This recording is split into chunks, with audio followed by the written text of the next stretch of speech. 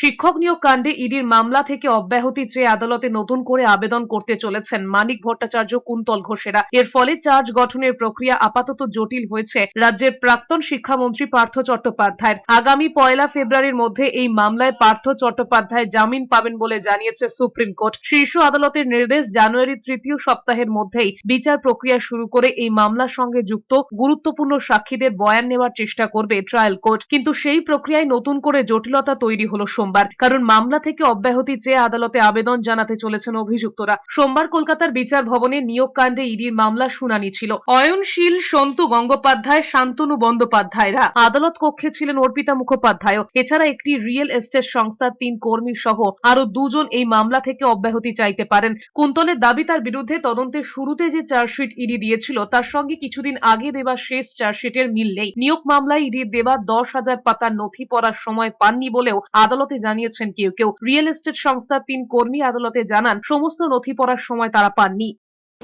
আইনের প্রতি আমার আস্থা আছে, আমি কোনো নিয়োগ দুর্নীতির সঙ্গে জড়িত নই।